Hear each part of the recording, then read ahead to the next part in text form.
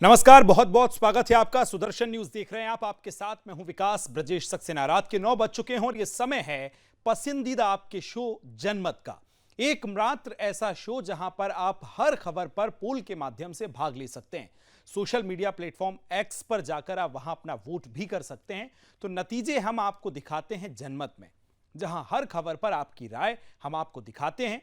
आज हम जिन विषयों पर चर्चा करेंगे उन पर जल्दी जल्दी से एक बार नजर डाल लेते हैं। आइए सबसे पहले आपको बताते हैं पॉलीग्राफ टेस्ट के बारे में। आज सबसे पहले हम इस पर चर्चा करेंगे किस तरह से पॉलीग्राफ टेस्ट जो है बंगाल रेप और हत्या कांड में कहां तक पहुंचा है, क्या कुछ जांच हुई है, सीबीआई ने किस तरह से जांच की है, सबसे पहले इस पर चर्चा करेंगे। उसके बाद बात होगी हुकुम का इक्का यानी यूपीएस, जो ओल्ड पेंशन स्कीम है उसको एनपीएस और यूपीएस में ये नया हुकुम का जो इक्का चला गया है, ये केंद्रीय कर्मचारियों के लिए बड़ी संख्या में जो केंद्रीय कर्मचारी हैं उनके लिए लाभकारी साबित हो सकता है। कृष्ण विरोधी कांग्रेस, अगली हम बातचीत करेंगे। क्या कांग्रेस अब कृष्ण विरोधी हो गई है? पहले राम विरोधी तो थी ही, क्योंकि लगातार मध्य प्रदेश में अब कांग्रेस के विधायकों के द्वारा आवाज उठाई जा रही है कि जन्माष्टमी नहीं मनानी चाहिए।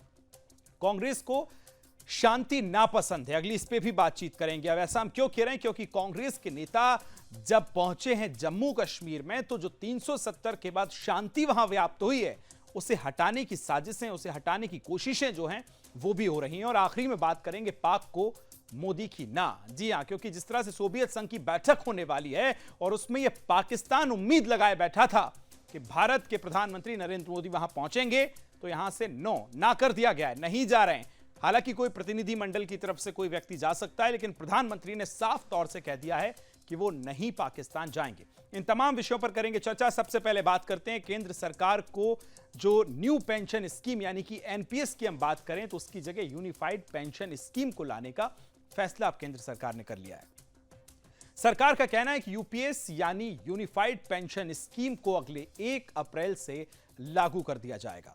आपको यह भी बता दें, इस नई स्कीम से लागू होने के बाद 23 लाख केंद्रीय कर्मचारियों को इसका लाभ होगा। हालांकि सरकार ने यह भी साफ कर दिया है कि कर्मचारियों के पास यूपीएस और एनपीएस में से किसी एक स्कीम को चुनने का विकल्प होगा। यूपीएस में पेंशन के रूप में कर्मचारियों को उनकी सेवा के अंतिम 12 महीनों के औसत बेसिक पे का 50% दिया जाएगा, बशर्ते उन्हें कम से कम 25 साल की उन्होंने सेवा पूरी की हो। यूपीएस की विशेषताएं यहां समाप्त नहीं होती हैं, बल्कि इस योजना के अंतर्गत यदि किसी कर्मचारी का आकस्मिक निधन हो जाता है तो उनके परिवार को पेंशन का 60% हिस्सा दिया जाएगा। साथ ही यूपीएस में न्यूनतम पेंशन राशि जो है पेंशन की, वो 10,000 प्रति माह तक तय की गई है, जो कि 10 साल की सेवा के बाद मिलने वाली है। प्रधानमंत्री नरेंद्र मोदी ने इस योजना को कर्मचारियों के भविष्य की वित्तीय सुरक्षा की दिशा में एक महत्वपूर्ण कदम बताया है। ऐसे में यूपीएस सरकारी कर्मचारियों के लिए सम्मानजनक और सुरक्षित सेवानिवृत्ति सुनिश्चित करने की दिशा में एक महत्वपूर्ण पहलू साबित हो सकता है। तो यह सबसे बड़ा सवाल है कि क्या यूपीएस मोदी सरकार का तुरुप का इक्का साबित होगा? यूपीएस में क्या कुछ है खास, इस रिपोर्ट के जरिए जानते हैं।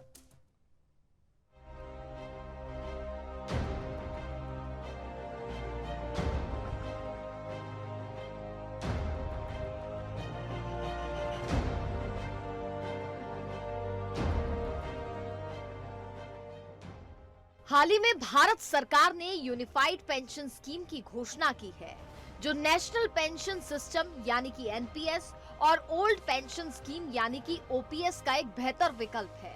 यूपीएस का उद्देश्य सरकारी कर्मचारियों को एक सुरक्षित और स्थिर पेंशन देना है।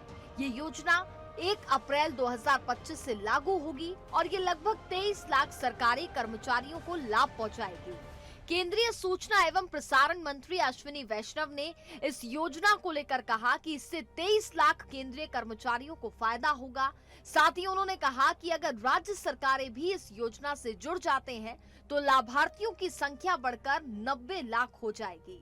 हालांकि सरकार ने यह भी साफ कर दिया है कि कर्मचारियों के पास यूपीएस और एनपीएस में से किसी एक स्कीम को चुनने का विकल्प रहेगा। यूपीएस के तहत कर्मचारियों को सेवा के अंतिम 12 महीनों के औसत बेसिक पे का 50% पेंशन के रूप में मिलेगा, बशर्ते कि उन्होंने कम से कम 25 साल की सेवा पूरी की हो। जिन कर्मचारियों की सेवा अवधि कम है, उन्हें प्रोपोर्शनल पेंशन दी जाएगी। जिसमें न्यूनतम सेवा अवधि 10 साल होनी चाहिए। इसी के साथ अगर कर्मचारी की मृत्यु हो जाती है तो उनके परिवार को कर्मचारी की पेंशन का 60% हिस्सा दिया जाएगा। यूपीएस के तहत 10 साल की सेवा के बाद रिटायर होने वाले कर्मचारियों को कम से कम 10,000 प्रति महीना की न्यूनतम पेंशन दी जाएगी। यूपीएस में महंगाई भत्ते के लिए स्वचालित संशोधन की भी व्यवस्था की गई है, जिससे पेंशन को मुद्रास्फीति के अनुरूप समायोजित किया जा सकेगा। ये घोषणा वाली पार्टी कांग्रेस पार्टी सिर्फ घोषणा ही करेगी, घोषणा के अमल में लाने का भी कभी काम करेगी। आज भारतीय जनता पार्टी के राष्ट्रीय मंच से एक हम सवाल करना चाहते हैं। कांग्रेस पार्टी ने पिछले 2 साल से ओल्ड पेंशन स्कीम को एक बहुत बड़ा तूफान बनाया था भारत की राजनीति में। याद करिए आप। समझ सो कि राहुल गांधी प्रियंका जी हो गई तो उनसे भी कहवा दिया गया हिमाचल के चुनाव में कि हम ओल्ड पेंशन स्कीम को लागू करेंगे। जो हमारे दिल्ली के पत्रकार गए होंगे उनको याद होगा, उनके पुराने रील्स को निकाल लीजिए। राहुल गांधी से सवाल नंबर 1, आपकी सरकार ने हिमाचल में अभी तक ओल्ड पेंशन स्कीम लागू किया क्या? मैं फिर पूछ रहा हूं भाजपा के राष्ट्रीय मंच से, Congress party in general and Rahul Gandhi in particular, please tell the nation, did you implement the old pension scheme as promised in the Himachal election? अगर बात करें एनपीएस की तो इसमें कर्मचारियों को उनकी पेंशन के लिए योगदान करना पड़ता है और उनकी पेंशन राशि बाजार के प्रदर्शन पर निर्भर करती है।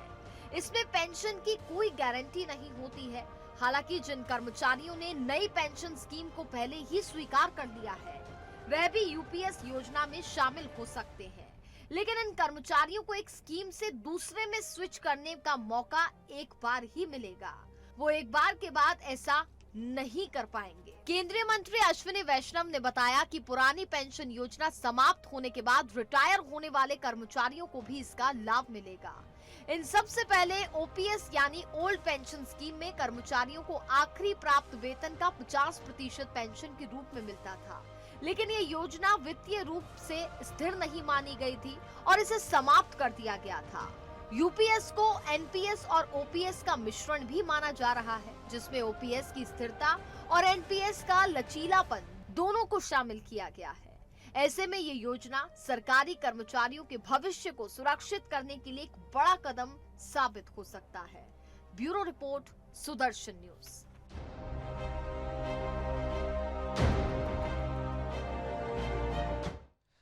चलिए अब ग्राफिक्स के माध्यम से आपको समझाते हैं कि यूपीएस, एनपीएस और ओपीएस के बीच अंतर क्या कुछ है। इसको लेकर कंफ्यूजन भी लगातार हो रहा है, ऐसे में आपको समझाते हैं। सबसे पहले देखिए किस तरह से सेवा के अंतिम 12 महीनों की औसत बेसिक पे का 50% पेंशन के रूप में गारंटी है जो दी जाएगी। अंतिम वेतन का 50% पेंशन के रूप में मिलता है, ये भी बड़ी बात है। पेंशन राशि बाजार के प्रदर्शन पर निर्भर होती है, गारंटी नहीं होती है। और यह भी आपको बताएं कि कर्मचारी की मृत्यु के बाद परिवार को पेंशन का 60% दिया जाता है। वहीं अगर बात की जाए तो परिवार को पेंशन का समान अधिकार दिया जाता है। अगर एनपीएस की बात की जाए तो परिवार पेंशन की कोई गारंटी नहीं है, ये जमा राशि पर निर्भर करता है। वहीं अगर यूपीएस की बात की जाए तो 10 साल की सेवा के बाद 10,000 प्रति माह दिया जाता है। ओपीएस में कोई न्यूनतम पेंशन की गारंटी नहीं होती है। साथ ही आपको यह भी बताएं कि न्यूनतम पेंशन की कोई गारंटी एनपीएस में नहीं होती है। वहीं अगर बात की जाए अब यूपीएस की तो पेंशन को मुद्रास्फीति के अनुसार समायोजित किया जाता है और वहीं महंगाई भत्ते के साथ पेंशन समायोजित होती है ओपीएस में। तो ये जो अंतर है वो भी हम आपको लगातार बता रहे हैं किस तरह से एनपीएस में महंगाई भत्ते का कोई समायोजन नहीं होता है जबकि उसमें होता है। और अगर यूपीएस की बात की जाए तो कर्मचारी से कोई योगदान की आवश्यकता नहीं इसमें होती है। वहीं अगर बात की जाए ओपीएस की तो कोई योगदान इसमें भी नहीं होता है। ये लगातार जो कंफ्यूजन है इसको किस तरह से दूर किया जाए, इसलिए हम आपको बता रहे हैं कर्मचारी को वेतन का 10% योगदान करना होता है जिसे सरकार मिलाती है। यूपीएस और ओपीएस सरकार द्वारा वित्त पोषित होता है। ये भी एक बड़ी जानकारी आपको बता रहे हैं। तो एनपीएस बाजार आधारित निवेश जो पेंशन का स्रोत बनता है, ये एक बड़ा अंतर है। तो वहीं अगर यूपीएस की बात की जाए तो स्थिर और गारंटीड पेंशन भी आपको प्रदान करता है। तो वहीं अगर ओपीएस की बात की जाए तो स्थिर पेंशन ये प्रदान करता है। बात की जाए एनपीएस की तो वित्तीय सुरक्षा बाजार के उतार चढ़ाव पर भी इसमें निर्भर करती है। और यूपीएस में कम से कम 10 साल की सेवा के बाद पेंशन का हकदार आप बन सकते हैं। ओपीएस की बात की जाए तो न्यूनतम सेवा अवधि आवश्यक इसमें नहीं है कि न्यूनतम सेवा कितनी होनी चाहिए, बल्कि एनपीएस में सेवा अवधि की कोई विशिष्ट आवश्यकता नहीं होती, लेकिन योगदान अवधि पर निर्भर करता है। यूपीएस में अंतिम वेतन का 1/10 हिस्से के बराबर एक मुश्त भुगतान हर 6 महीने में करना पड़ता है। तो वहीं ओपीएस की अगर बात की जाए तो ग्रेजुएटी के रूप में भी राशि यहां पर दी जाती है। सेवानिवृत्त के समय एक मुश्त 60% राशि एनपीएस में निकाली जा सकती है। तो वहीं लगभग 23 लाख सरकारी कर्मचारी यूपीएस के इसमें आते हैं, जिनको लाभ भी अब दिया जाएगा। तो ओपीएस की अगर बात की जाए तो सभी सरकारी कर्मचारी जिन्होंने एनपीएस से पहले सेवा शुरू की उनको इसका लाभ होगा। तो वहीं एनपीएस सभी सरकारी और निजी क्षेत्र में कर्मचारियों को एनपीएस में शामिल किया गया है।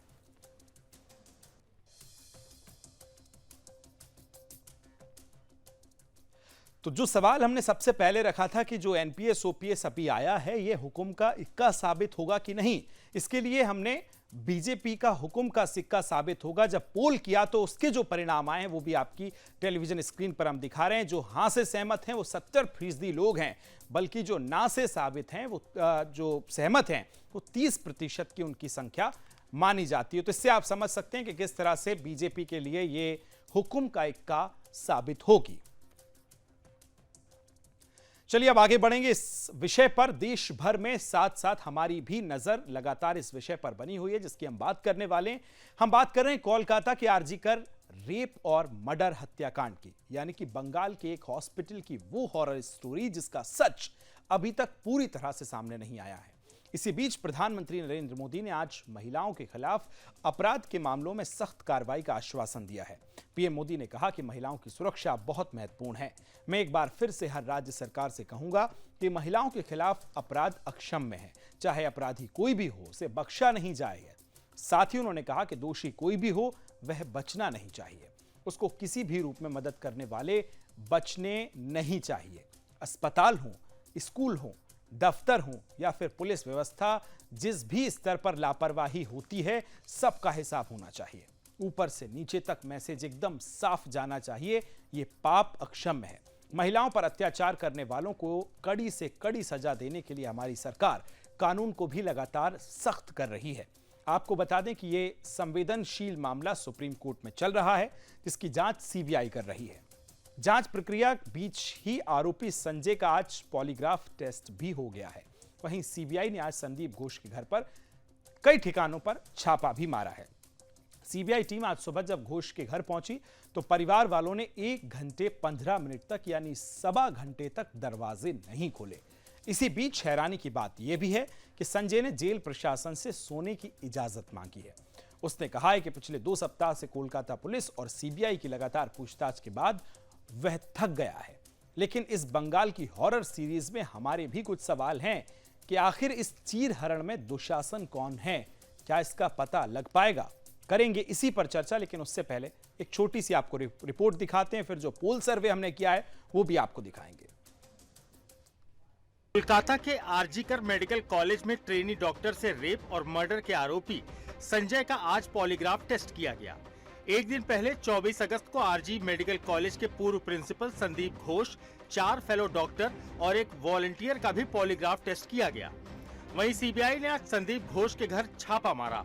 टीमें घोष और उनसे जुड़े लोगों के 15 ठिकानों पर सर्च ऑपरेशन चला रही है। सीबीआई की टीम जब आज सुबह घोष के घर पहुंची तो परिवार वालों ने 1 घंटे 15 मिनट तक दरवाजा ही नहीं खोला। आपको बता दें कि घोष पर मेडिकल कॉलेज में वित्तीय गड़बड़ी का भी आरोप है। कॉलेज के पूर्व डिप्टी सुपरिटेंडेंट अख्तर अली ने उन पर कई आरोप लगाए थे। पहले इस केस की जांच एसआईटी कर रही थी, लेकिन कोलकाता हाई कोर्ट ने सीबीआई को जांच सौंपी। सीबीआई अधिकारियों ने बताया कि 8 और 9 अगस्त को हुए रेप और मर्डर को लेकर घोष ने जो बयान दिए हैं, उनकी क्रॉस चेकिंग के लिए घोष का पॉलीग्राफ टेस्ट किया गया। 10 पुलिस अधिकारियों और सिविक वॉलंटियर सहित 15 से ज्यादा लोगों से भी पूछताछ की गई। इस मामले में मुख्य आरोपी संजय रॉय को प्रेसिडेंसी करेक्शनल होम के वीआईपी वार्ड में न्यायिक हिरासत में रखा गया है। इस बीच हैरानी की बात यह भी है कि संजय ने जेल प्रशासन से सोने की इजाजत मांगी है। उसने कहा कि पिछले 2 सप्ताह से कोलकाता पुलिस और सीबीआई की लगातार पूछताछ के बाद वो थक गया है। शुरुआती दिनों में देर रात तक पूछताछ चलती थी, इसलिए अब सोना चाहता हूँ। दूसरी तरफ कोलकाता पुलिस ने रेप मर्डर केस में संजय रॉय की फोन लोकेशन जैसे डिजिटल सबूतों के साथ 53 सामान जब्त किए हैं। पुलिस ने संजय के कपड़े, अंडरगारमेंट्स और सैंडल भी जब्त किए हैं जो उसने घटना के दिन पहने थे। पुलिस ने संजय की बाइक और हेलमेट भी जब्त किया है। पुलिस ने सभी सामान सीबीआई को सौंप दिए हैं। सीबीआई फिलहाल फोरेंसिक रिपोर्ट का इंतजार कर रही है जो कुछ दिनों में आनी शुरू हो जाएगी। Bureau report, Sudarshan news. किस तरह से जांच जारी है, पॉलीग्राफ टेस्ट भी हो गया है। जब इसी खबर पर हमने पोल किया कि क्या संजय बताएगा कि दुशासन कौन है, तो क्या परिणाम सामने आए वो भी आपको दिखाते हैं। देखिए, हाँ में सहमत जो हैं वो 65% लोग हैं, और जबकि जो इस खबर पे ना कहते हैं कि संजय नहीं बताएगा, तो वो 35% ऐसे लोग हैं जो ना से सहमत हैं।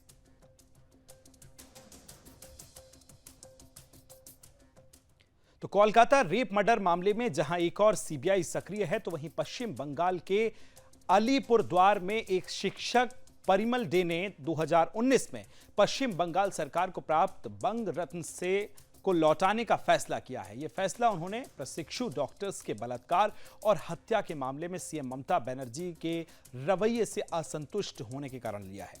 शिक्षक परिमल डे ने बताया है कि मैंने मंग रत्न पुरस्कार लौटाने का फैसला किया है। उन्होंने आगे कहा कि मैं विरोध का समर्थन करता हूं। जिस तरह से सीएम ममता बनर्जी प्रशासन चला रही हैं वो सही नहीं है।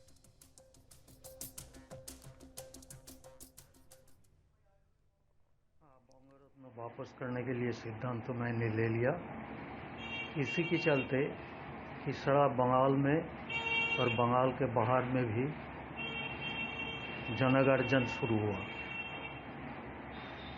जो वॉइस मैंने देखा, ये मेरा कॉन्साइंस कॉल है कि ये पुरस्कार को वापस कर देना सही है। और जो नारकीय हत्याकांड और धर्षण हुआ, इसी के चलते देशव्यापी आंदोलन हो रहा है। मैं इस आंदोलन की साथ में सहमत हूँ। श्री कृष्ण जन्माष्टमी पर्व का इंतजार कृष्ण भक्तों को बेसब्री से होता है। कान्हा जी के जन्मदिन का ये पर्व बहुत ही हर्षोल्लास के साथ पूरा भारत मनाता है।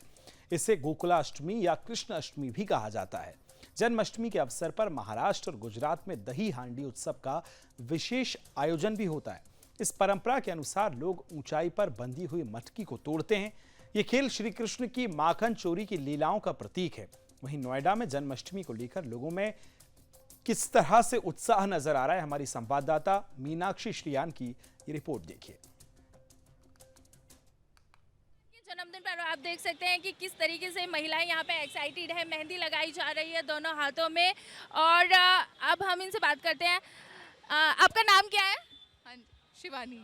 शिवानी जी, तो आप ये मेहंदी लगवा रहे हो, जन्माष्टमी के अवसर पर लगवा रहे हो? हाँ, ऐसा ही कुछ।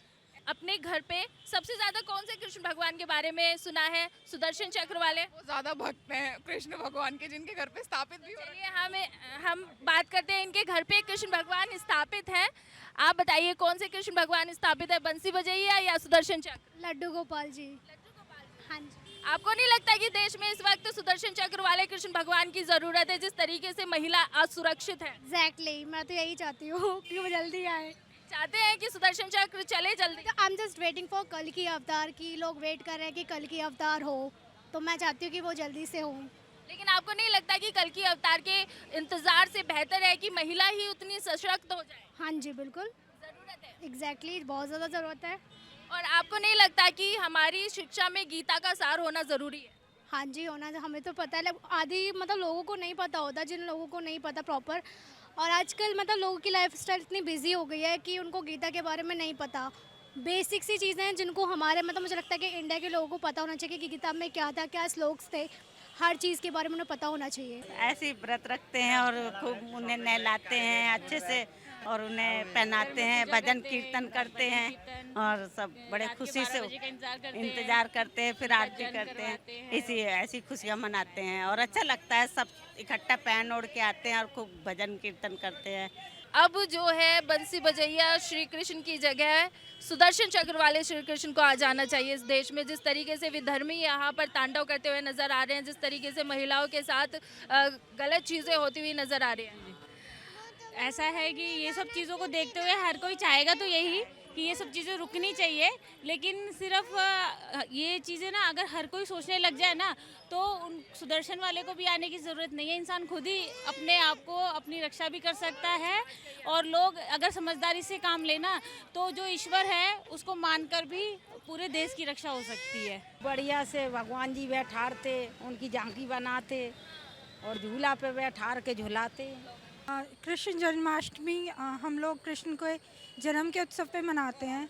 कृष्ण एक ऐसा रूप है जिसने डिप्लोमेटिक रूप, जैसा अवसर वैसा उन्होंने अपना रूप दिखाकर सिचुएशंस को हैंडल किया।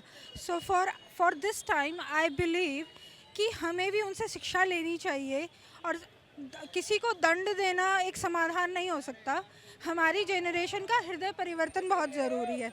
वो पॉसिबल हो सकता है कि अगर हम गीता के जो प्रवचन हैं उनकी शिक्षाओं को फॉलो करें, एक दूसरे से प्रेम और शिक्षा और अपने कहते सामंजस्य बैठाएं, तो मुझे ऐसा लगता है ज़रूर ऐसा समय आएगा, कृष्ण फिर से अवतार लेंगे और सारी चीज़ें जो अब हो रही हैं, महिलाओं के साथ बलात्कार हो रहा है और बाकी की चीज़ें जो देख रहे हैं हम, विधर्मियों का रंग ज़्यादा देखने को मिल रहा है, तो मुझे ऐसा लगता है एक समय आएगा जब फिर से एक बार श्री कृष्ण अवतार लेंगे और चीज़ों का समाधान करेंगे। आप बताइए, आप बहुत देर से वीडियो बना रहे हैं, आपने बहुत सारी बातें भी सुन ली हैं, आप क्या कहना चाहेंगे जन्माष्टमी पर? जन्माष्टमी पर हमारे कृष्ण भगवान सबसे बड़े हैं, हम उनके प्रति बहुत ज़्यादा आस्था प्रेम रखते हैं। जैसे कि बताया उन्होंने कि कल की का रूप आने वाला है, तो जैसे रिसेंटली अभी देखा होगा कल की मूवी निकली, तो मतलब कह सकते हैं कि हाँ जो वहाँ पर क्या चीज़ें चल रही है जो फ्यूचरिस्टिक होगा, तो मतलब कि वो काफ़ी तरह का होगा। और क्या नाम उसका, ये हमारा ये जो रेप केस हुआ है वहाँ पे कोलकाता में, ये बहुत बुरी तरीके से हुआ है।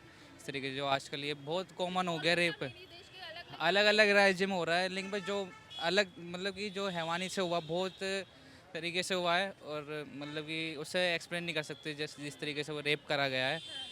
तो वही चीज़ है। अगर आप इस पर क्या स्टैंड लेते हैं कि क्या कहना चाहेंगे आप अपने भाइयों को, बहनों को, क्या कुछ खास कहना चाहेंगे? मैंने तो अपनी बहन को रक्षाबंधन छुरा दिया है, देव सीधा कान के नीचे।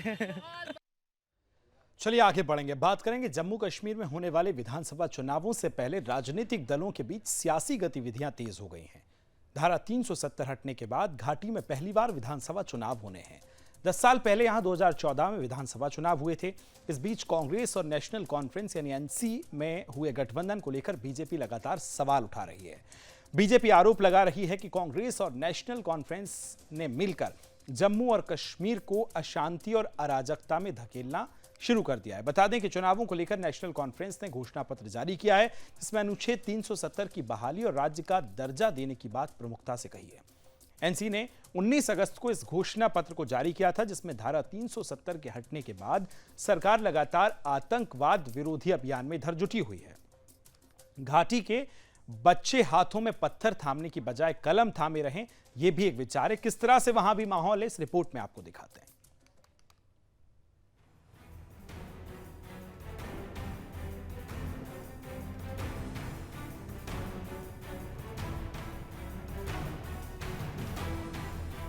जम्मू कश्मीर की चुनावी फिजा तमाम तरह की अटकलों, कयासों और आरोप प्रत्यारोपों से गरमाई हुई।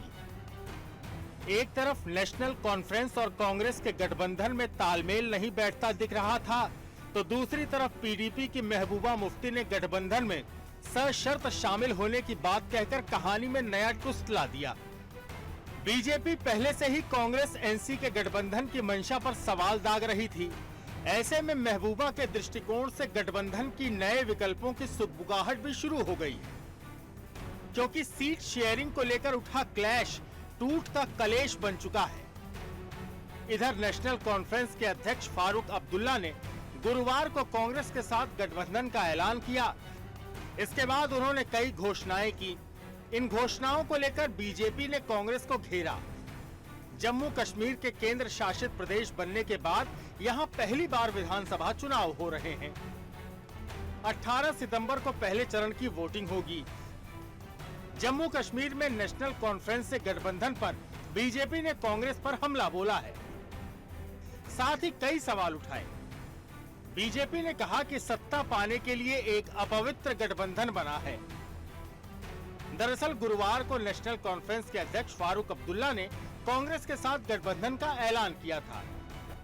इसके बाद उन्होंने कहा था कि नेशनल कॉन्फ्रेंस कांग्रेस के साथ मिलकर जम्मू कश्मीर की सभी 90 सीटों पर चुनाव लड़ेगी। इस गठबंधन के बाद बीजेपी ने कांग्रेस पर हमला बोला। बीजेपी ने कांग्रेस से पूछा कि क्या वो अब्दुल्ला के नेतृत्व वाली पार्टी के भारत को तोड़ने के एजेंडे का समर्थन करती है। नेशनल कॉन्फ्रेंस एक अलग झंडे की बात करती है। क्या कांग्रेस पार्टी जम्मू कश्मीर के लिए अलग झंडे के नेशनल कॉन्फ्रेंस के वादे का समर्थन करती है? बीजेपी ने कांग्रेस पर विभाजनकारी राजनीति करने का आरोप लगाया। बीजेपी ने कहा कि हमारा ये संकल्प है कि एक राष्ट्र के रूप में हमारा एक संविधान और एक झंडा होगा। अनुच्छेद 370 को हटाना कई सालों से हमारा संकल्प था। हमने अनुच्छेद 370 को हटाया और अपना वादा पूरा किया। कांग्रेस चाहती है कि शंकराचार्य पर्वत को तख्ते सुलेमान और हरि पर्वत को कोहिमरान के नाम से जाना जाए। जम्मू कश्मीर में अगले महीने चुनाव है। 3 चरणों में वोटिंग होगी। पहले फेज का मतदान 18 सितंबर को होगा, वहीं दूसरे और तीसरे चरण की वोटिंग 25 सितंबर और 1 अक्टूबर को होगी। 4 दिसंबर को नतीजे घोषित किए जाएंगे। जम्मू कश्मीर के केंद्र शासित प्रदेश बनने के बाद यहां पहली बार विधानसभा चुनाव होंगे। 10 साल पहले यहां 2014 में विधानसभा चुनाव हुआ था। ऐसे में सत्ता पाने वाली सेटिंग गेटिंग और आरोप प्रत्यारोप वाली राजनीति जम्मू कश्मीर के चुनाव में किस करवट बैठती है, देखना दिलचस्प होगा। Bureau report, Sudarshan news. तो क्या नेशनल कॉन्फ्रेंस और कांग्रेस को कश्मीर में शांति रास नहीं आ रही है? जब इसी विषय पर हमने अपने सोशल मीडिया प्लेटफॉर्म एक्स पर सर्वे किया, पोल किया, तो क्या नतीजे आए देखिए आपके सामने हैं। जो हाँ में सहमत हैं वो 95% लोग हैं, जबकि जो ना में सहमत हैं वो सिर्फ 5% लोग हैं। तो एनसी और कांग्रेस को कश्मीर में शांति रास नहीं आ रही है। परिणामों से, पोल के परिणामों से आप समझ सकते हैं कि किस तरह के लोग सोच रखते हैं और परिणाम क्या कुछ कहते हैं। बात करेंगे पाकिस्तान और भारत के राजनीतिक संबंधों से हर कोई वाकिफ है। भारत ने पड़ोसी मुल्क को हर मंच पर अलग थलग करने का काम किया है। इसी के चलते पाकिस्तान के पीएम शहबाज शरीफ ने पीएम मोदी को एक खास बैठक के लिए निमंत्रण भेजा है। पाकिस्तान की ओर से प्रधानमंत्री नरेंद्र मोदी को शंघाई सहयोग संगठन की बैठक का निमंत्रण मिला। हालांकि प्रधानमंत्री मोदी इस बार शंघाई सहयोग संगठन की बैठक में हिस्सा लेने के लिए इस्लामाबाद नहीं जाएंगे। ऐसा भी हो सकता है कि उनकी जगह कोई वरिष्ठ मंत्री को मनोनीत किया जाए। बता दें कि इस साल एससीओ की बैठक इस्लामाबाद में 15 से 16 अक्टूबर को होनी है। एससीओ के तहत सभी सदस्य देशों के प्रमुखों को आमंत्रित किया गया है। जब भारत एनसीओ का प्रमुख था तब उसने भी सभी सदस्य देशों के प्रमुखों को निमंत्रण दिया था। ये एक रूटीन निमंत्रण की तरह कहा जा सकता है। शंघाई सहयोग संगठन एससीओ में एक 8 सदस्यीय बहुपक्षीय संगठन है, जिसकी स्थापना 15 जून 2001 को शंघाई यानी चीन में हुई थी। भारत और पाकिस्तान को इस संगठन की पूर्ण सदस्यता 2017 में मिली थी। एससीओ की मेजबानी बारी बारी से इसके सदस्य देशों के द्वारा की जाती है और इस बार बैठक की मेजबानी पाकिस्तान कर रहा है। इससे पहले कजाकिस्तान की राजधानी अस्ताना में एससीओ शिखर सम्मेलन को आयोजित किया जा चुका है।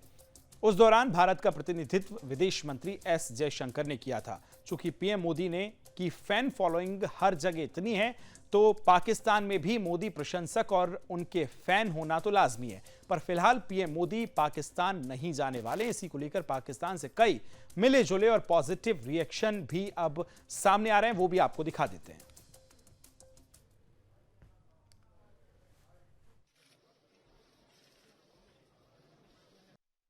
लड़की हमारे साथ मौजूद है। भाई मुझे बताइएगा कि हिंदुस्तान के बारे में कुछ जानती हैं? बिल्कुल, उनके बारे में कौन नहीं जानता। और जो मौजूद है नरेंद्र मोदी साहब, मैं तो उनकी बहुत बड़ी फैन हूँ। वो वाहिद बंदे हैं अगर जिनको टाइम मिला है अपने इक़्तिदार में और उन्होंने बड़ी अच्छी तरह उसको अचीव किया है और अपने मुल्क को जो है अपने गरीब आवाम को बड़ा सहारा दिया है। पॉपुलैरिटी इन पाकिस्तान, वाह भाई वाह। पहली बात तो ये है कि नरेंद्र मोदी इस वक्त इंडिया का हीरो ही नहीं है, इस वक्त पूरे वर्ल्ड, पूरी दुनिया उसकी चौखट पे आ चुकी है। और अगर रियलिस्टिकली देखा जाए अनबायस होके तो Narendra Modi is recognized throughout the world कि हमारे इमरान खान की कॉल जो बाइडन अटेंड नहीं करते और उनके जो है ना उनसे मिलने आ रहे हैं, ठीक है। अच्छा MBS हैं तो वो पाकिस्तान विजिट मेरे ख्याल में नहीं किया और इंडिया 6 घंटे के लिए नहीं आए, ठीक है। ये देख लें कि आप उनकी वर्थ कहाँ पे है। और वैसे एज अ पर्सन देखा जाए तो पुतिन के साथ और बराक ओबामा कौन से थे, ट्रम्प के साथ, जो बाइडन के साथ, उनकी जो एक पर्सनल इंटरेक्शन होती है ना, एक वो भी मैटर करती है कि जैसे वो एक पर्सनल बॉन्ड बनाते हैं, उससे एक म्यूचुअल ट्रस्ट डेवलप होता है। नंबर 1। बिल्कुल। एंड पे एक आखिरी सवाल, क्या कहेंगे उनकी बर्थडे पे आप? उनकी बर्थडे पे मैं बहुत बहुत उनको विशेस करूंगा, काश मैं उनको मिल पाता, ठीक है, क्योंकि he is my most favourite leader कि जिन्होंने एक, जैसे चाइना ने काफ़ी सारे लोगों को गुर्बत से निकाला, जो बंदा इंसानियत का सोचता है तो उसकी मेरे दिल में बहुत जगह होती है। प्राइम मिनिस्टर नरेंद्र मोदी को क्या मैसेज दोगे उनकी सालगिरह के मौके पर? प्राइम मिनिस्टर को यही मैसेज है कि जिस तरह वो अपना मुल्क की खातिर काम करते हैं। तो आपने ये मिले जुले रिएक्शंस देखे हैं। जो पाकिस्तान की आवाम है वो प्रधानमंत्री से मिलना चाहती है, उन्हें एक बार देखना चाहती है, लेकिन क्या पीएम मोदी को पाकिस्तान जाना चाहिए? जब इसे हमने अपने सोशल मीडिया प्लेटफॉर्म एक्स पर पोल किया तो देखिए क्या कुछ रिएक्शन निकलकर सामने आए। हाँ से जो सहमत लोग हैं वो 10% हैं, जबकि जो ना कहते हैं वो 90% लोग ऐसे हैं जो कहते हैं कि प्रधानमंत्री मोदी को पाकिस्तान नहीं जाना चाहिए। और चलिए आगे बढ़ेंगे। प्रधानमंत्री नरेंद्र मोदी ने अपने रेडियो कार्यक्रम मन की बात के 113वें संस्करण में कई महत्वपूर्ण मुद्दों पर चर्चा की। इस कार्यक्रम में उन्होंने भारत की अंतरिक्ष प्रगति, युवाओं की राजनीति में भागीदारी और पर्यावरण संरक्षण जैसे विषयों पर जोर दिया। प्रधानमंत्री मोदी ने 23 अगस्त को मनाए गए राष्ट्रीय अंतरिक्ष दिवस का भी जिक्र किया, जो चंद्रयान 3 की ऐतिहासिक लैंडिंग के उपलक्ष्य में मनाया गया है।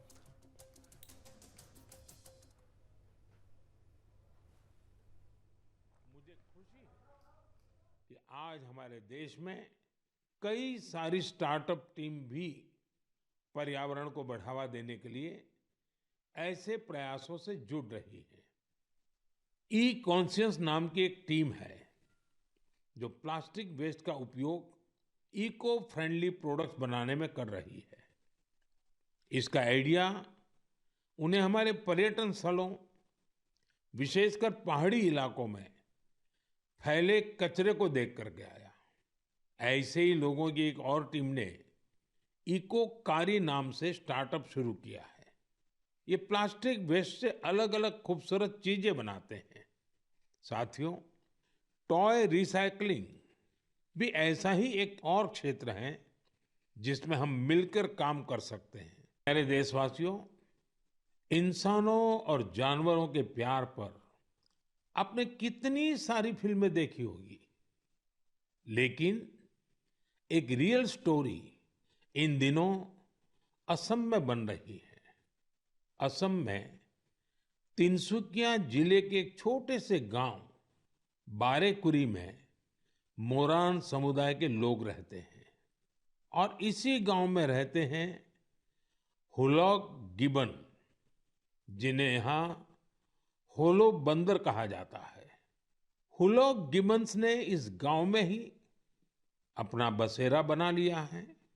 आपको जानकर आश्चर्य होगा, इस गांव के लोगों का हुलॉक गिबन के साथ बहुत गहरा संबंध है। और चलिए आगे बढ़ेंगे। हरियाणा और जम्मू कश्मीर विधानसभा चुनावों को लेकर भारतीय जनता पार्टी की केंद्रीय चुनाव समिति की आज एक अहम बैठक हुई है, जहां विधानसभा चुनावों के लिए उम्मीदवारों के नामों पर विचार विमर्श भी किया गया है। इस बैठक में पार्टी के वरिष्ठ नेताओं की उपस्थिति रही। प्रधानमंत्री नरेंद्र मोदी, केंद्रीय गृह मंत्री अमित शाह, साथ ही बैठक की अध्यक्षता जो है बीजेपी के अध्यक्ष जो हैं जेपी नड्डा भी इस बैठक में मौजूद रहे हैं। तमाम वरिष्ठ जो नेता हैं वो रहे। केंद्रीय मंत्री जितेंद्र सिंह, के लक्ष्मण समेत हरियाणा और जम्मू कश्मीर से जुड़े नेता भी उपस्थित रहे। हरियाणा विधानसभा चुनाव के लिए बीजेपी की किस तरह से रहेगी, ये देखने वाली बात होगी। लेकिन आपको बता दें, इस चुनाव में राज्य की 90 विधानसभा सीटों के लिए मतदान होना है।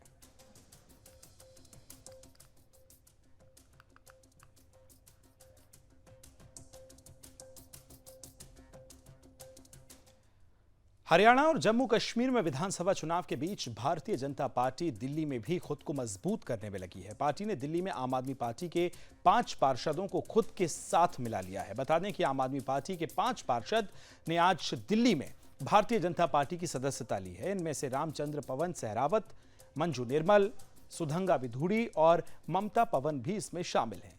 इन सभी पार्षदों ने भाजपा की सदस्यता ली। बता दें कि दिल्ली में अगले ही साल विधानसभा चुनाव होने हैं। ऐसे में सदस्यता दिलाने के समय मौके पर बीजेपी के प्रदेश अध्यक्ष बीरेन्द्र सचदेवा भी मौजूद रहे। आपके पार्षदों को भाजपा की सदस्यता दिलाने के बाद उन्होंने कहा कि आम आदमी पार्टी के भ्रष्टाचार और काम न करने की नीयत से परेशान होकर इन 5 पार्षदों ने भारतीय जनता पार्टी की सदस्यता ली है। आम आदमी पार्टी के भ्रष्टाचार और काम ना करने की नीयत, उससे आजिज आकर इन 5 पार्षदों ने भारतीय जनता पार्टी ज्वाइन की है। और इन सबका मत एक ही है कि जिस तरह से पूरे देश में माननीय प्रधानमंत्री जी विकास कार्य को गति दे रहे हैं, लोगों को सबको साथ लेकर चल रहे हैं, हम भी दिल्ली में अपने लोगों के लिए कुछ काम करना चाहते हैं और ऐसे सभी साथियों का हम स्वागत करते हैं। और इसी के साथ जनमत में आज के लिए फिलहाल इतना ही। दीजिए इजाजत। नमस्कार।